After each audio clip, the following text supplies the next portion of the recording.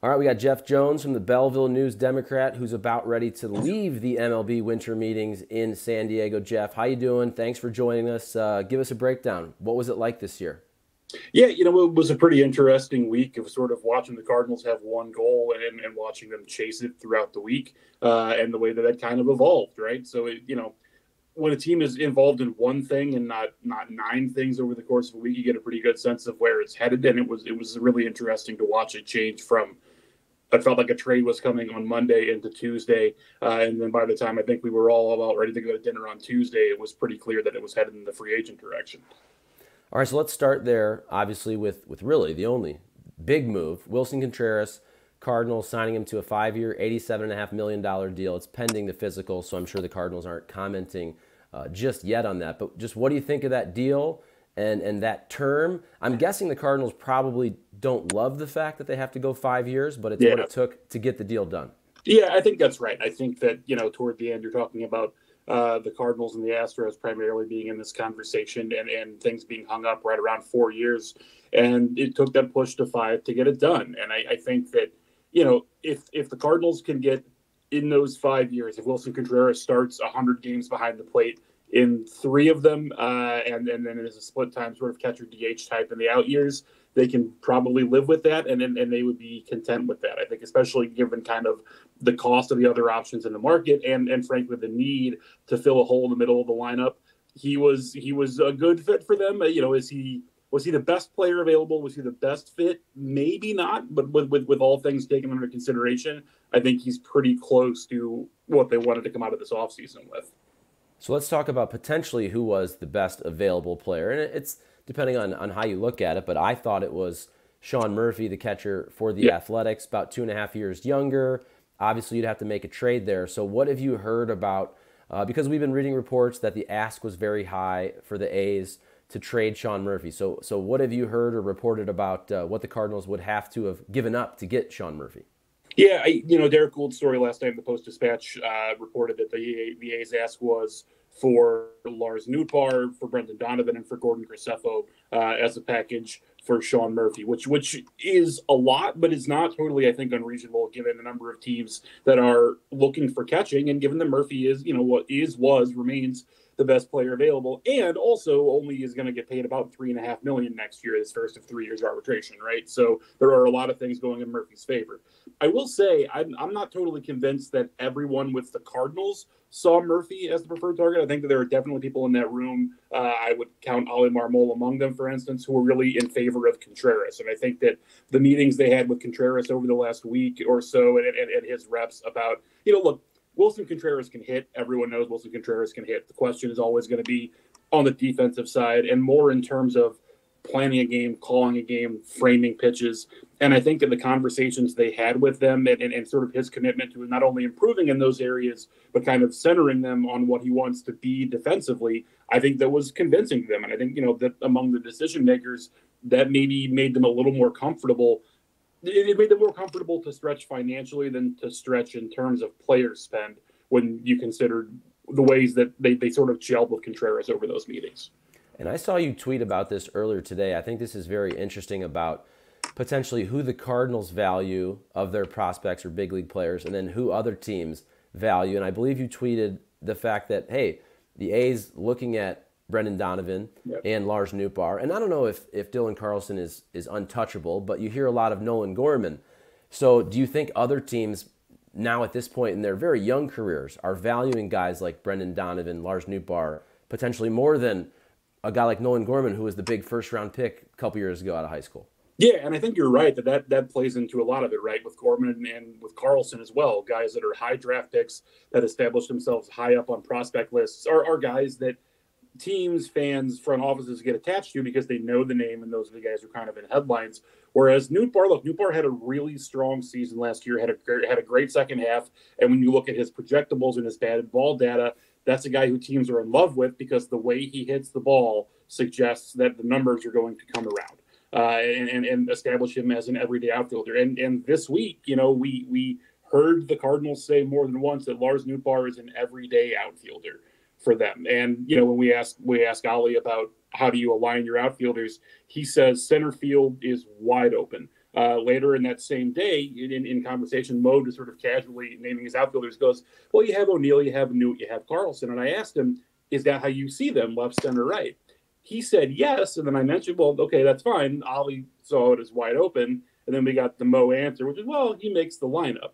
But I think today, right now, the Cardinals see Lars Nootbaar as their center fielder and not Dylan Carlson, which is interesting. And I think is reflective around the league. And same deal with Donovan. Look, like, an award was created arguably just to give to Tommy Edman.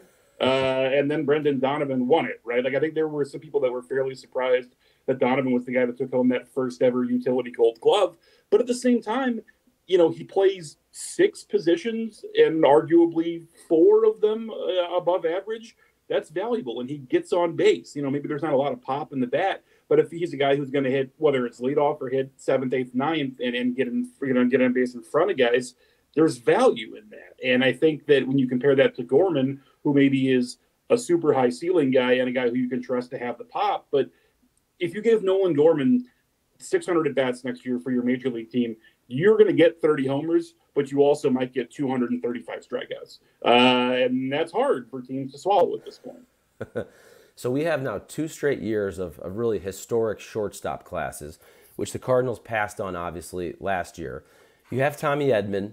You have Mason Wynn, you would think, potentially ready to go in 2024.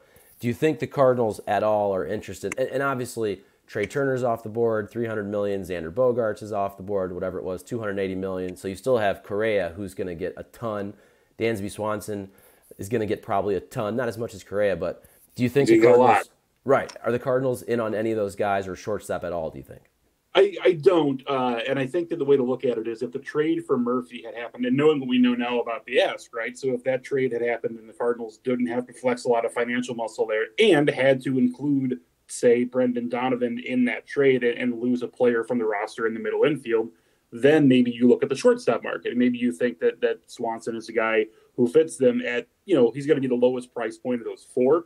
And a guy who maybe would fill a need more obviously than now when you keep all the infielders and you sign the catcher. The other thing, too, I think that is worth mentioning here is that all of the Swanson to the Cardinals stuff, the timestamps in this are incredible. Trey Turner signs, and within 15 minutes, it's actually, you know, the Cardinals are in on Swanson, which, look, he's got agents. They got to do their job. You know, there's a market they got to drive up. But I think that was an outcome that was possible if things had gone a different route with Murphy, but they didn't, and I think that's pretty foreclosed at this point.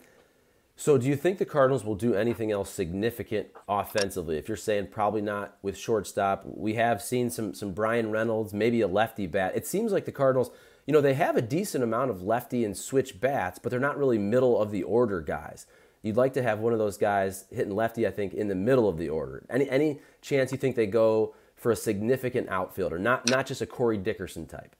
Yeah, you know, the stunner for me yesterday, even more than Contreras, was that Masataka Yoshida came off the board as quickly as he did and at the price point that he did. You know, in talking to folks this week, there was a thought that Yoshida he's smaller physically than Seiya Suzuki. He's 2 years older than Suzuki was last year. Maybe he's a better bat to ball guy, but maybe there's a little less pop. And there was, I think, a belief among folks that Yoshida might go for a smaller number than Suzuki did. That did not happen, and the Red Sox blew that out of the water, right? And I think the Cardinals, after the Contreras deal, were not going to be on Yoshida at that depth at that number. So, given that, I do think they want to add a bat still. I think they want to add a left-handed bat still. I think it maybe is likely to come in the trade market more so than to come in the free agent market, because I don't think they're in the Brandon Nimmo business. I think that there's a pretty wide understanding, I think, among folks that whoever signs the Nimmo deal is either going to regret it or be the Mets, where it doesn't matter and they can eat it if it goes bad, right? And so, absent that, there isn't really a good free agent fit that seems like it would check that box, which makes me think that the trade market is probably where you find it. And in terms of names there, like, Brian Reynolds is a great player. There are going to be teams lined up around the block for him. The Pirates can wait, though. They don't have to be in a rush, and they can really force that to happen. And the Pirates also don't have a reason to necessarily trade him in the division. Maybe that matters less now than it used to, but it matters a little still. And I don't know that the Pirates have a reason really to do that. So identifying that guy is, I think they're going to work on over the coming weeks. but I would expect it to come through trade more likely than free agency. Do you think the Cardinals were seriously interested or made any type of offer to Jose Quintana? Quintana, of course, pitched the second half for the Cardinals. He was really, really good. He was on the 1-year deal, not making a ton of money. He pitches really well. Mets give him the Steve Cohen doesn't care. He's going 2 years, Right. $26 million. I mean, is that something the Cardinals were they really interested in bringing him back? You think?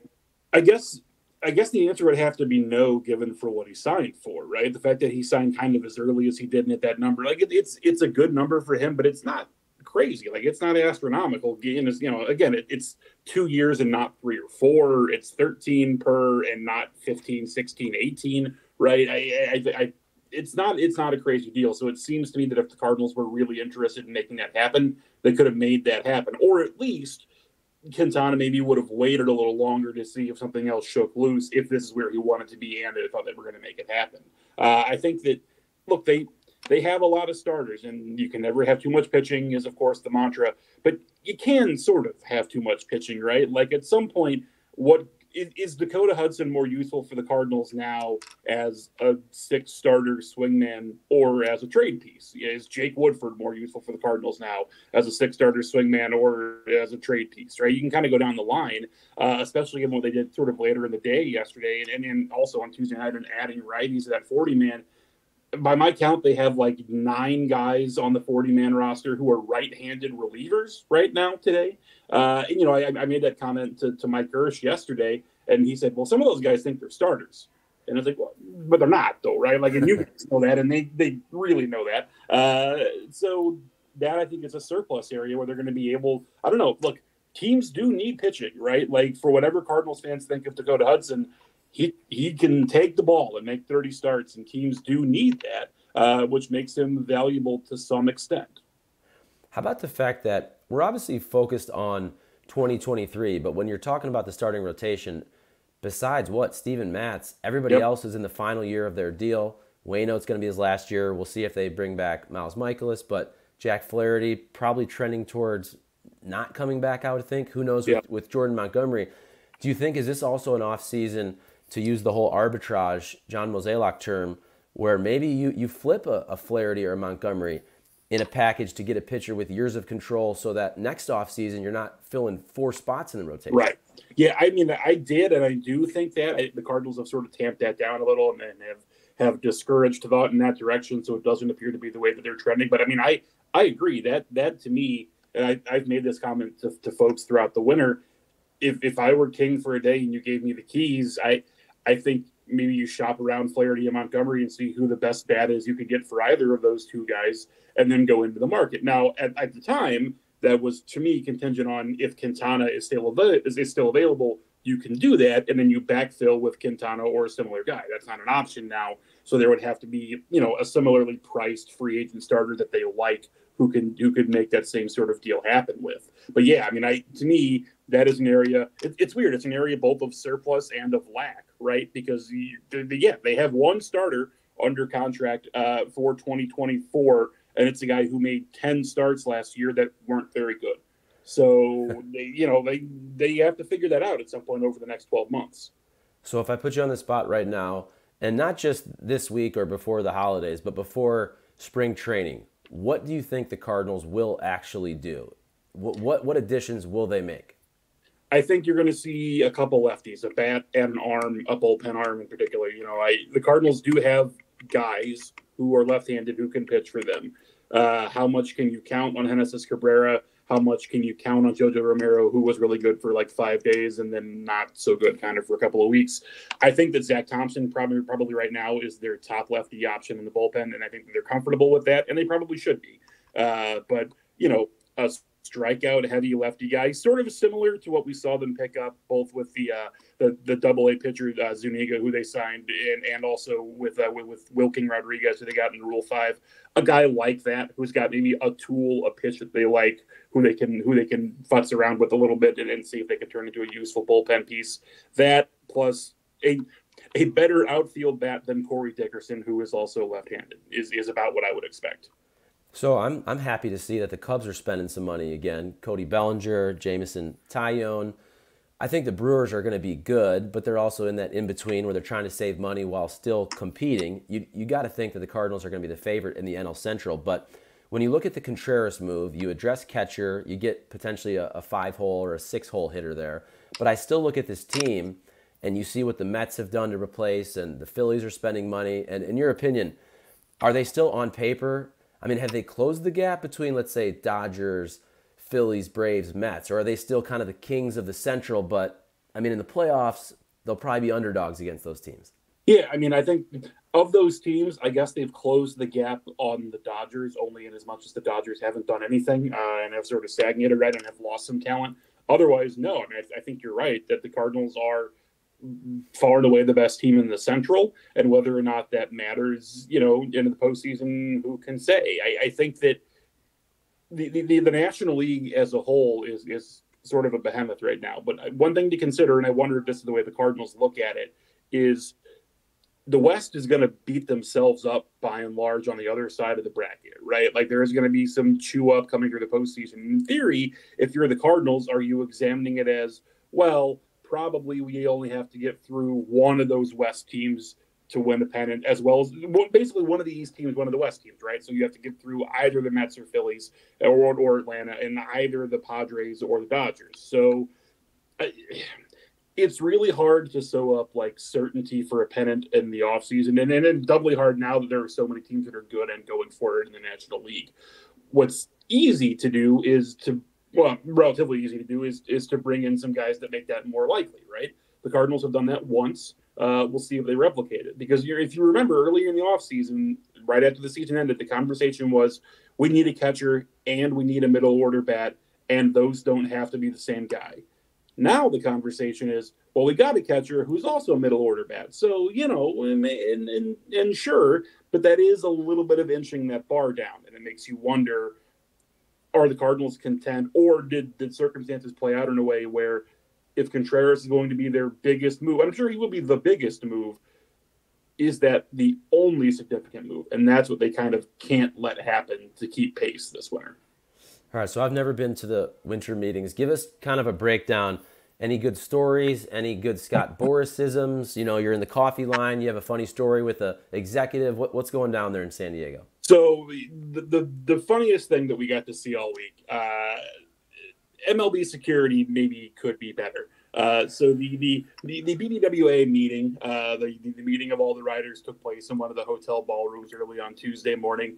And about halfway through, we noticed that in the back of the room, there's an older gentleman, probably late 60s, early 70s, in a dirty Baltimore Orioles cap, kind of clutching, like the autograph guys, right? A 3-ring binder with stuff for guys to sign, who was just kind of like hanging out, just sort of listening. The meeting broke up, and this guy, he didn't, I wouldn't say he harassed people, but he walked up and had some conversations with a couple of writers maybe that he recognized, which would be funny enough, except that an hour and a half later, the writers had a meeting with Rob Manfred in the exact same room, and the same guy showed up and did the same thing to Rob Manfred, who wildly cast his eyes like, someone please save me from this man who I don't know, who has some thoughts on the state of the game. So weirdly enough, I don't think any of the writers stepped in to pull Rob away. I think he had to get away by himself. Was this guy like, how are you going to ban the shift? Like, what's he saying? It was more like, do you appreciate the history of the game? These guys. And if you talk to Mike Claiborne and Matt Pauley from KMOX, I saw him later. He'd stopped by the KMOX table very, very politely and took a knee right in front of it and wanted to know if they knew all of the retired numbers of the Cardinals. And they did, and we're, I'm sure, thrilled to have the input of a fan. That's awesome. Well, all the folks watching right now, if you're still watching, please give us a like, comment. Let me know what you think of the Cardinals' moves so far with Willson Contreras and what you want them to do moving forward. And also a subscribe. It helps out all the creators here on YouTube. We appreciate it. And Jeff, thanks a lot, man. Great information. Safe travels back to St. Louis. And hopefully we can do this again throughout the offseason here when the Cardinals continue, we hope, to make some more moves. Can I plug? Can I do a quick plug? Oh, absolutely. Yes, for sure. St. Louis Baseball Writers Dinner is back this year. So stlewisbbwaa.com. Tickets are on sale. Go check it out. It supports our scholarship fund. It has a great chance to come see some of your favorite baseball players win awards. Paul Goldschmidt will get the MVP award there in person, the Gold Gloves, the Platinum Gloves, and we have a little VIP outing just there the hour before, with a Q&A with Rick Hummel and Ollie Marmol. So come out for that. It's an awesome time every year. Very cool. That's awesome. Again, appreciate the time, Jeff. Thanks a lot, man. Safe travels back. Anytime, Charlie. Thanks, man.